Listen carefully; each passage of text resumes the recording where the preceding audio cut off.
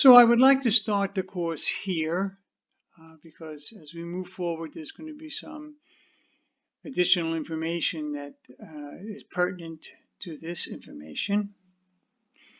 And that is the Americans with Disabilities Act, Title II Regulations. It comes from the Department of Justice. Here's some additional information. The agency is the Department of Justice Civil Rights Division.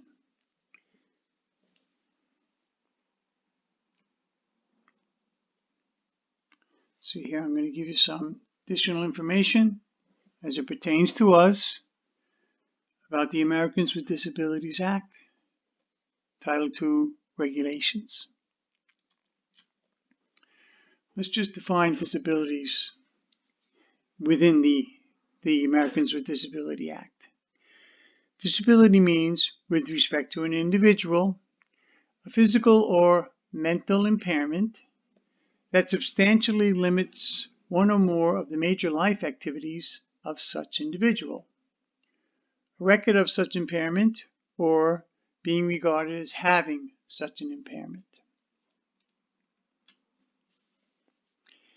And the phrase physical or mental impairment means any physiological disorder or condition, cosmetic disfigurement or anatomical loss of one or more of the following body parts. I'll let you read that yourself.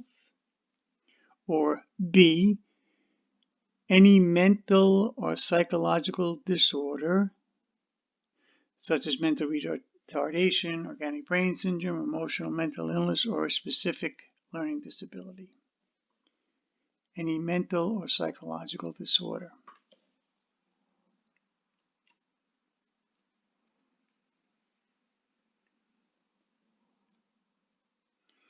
The phrase physical or mental impairment includes, but is not limited to, such contagious or non-contagious disease and condition as orthopedic visual speech and hearing impairments, cerebral palsy, epilepsy, I'll let you read that, HIV, tuberculosis, or drug addiction or alcoholism. So, as we move forward in the course, why this is pertinent to us. Drug addiction, substance use disorder, alcoholism, alcohol use disorder is considered a disability.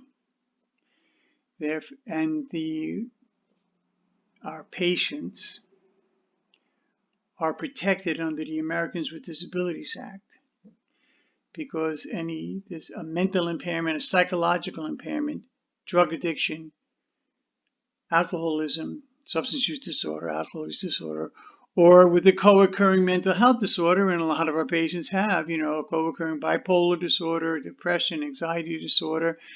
That qualifies our patients to be covered under the Americans with Disabilities Act as far as discrimination goes, but it also entitles them to certain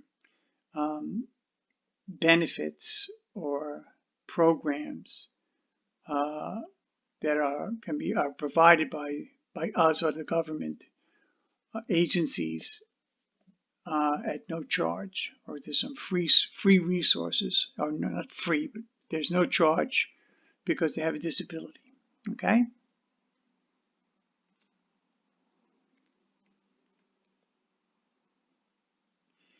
And here's the fact sheets about our patients' rights.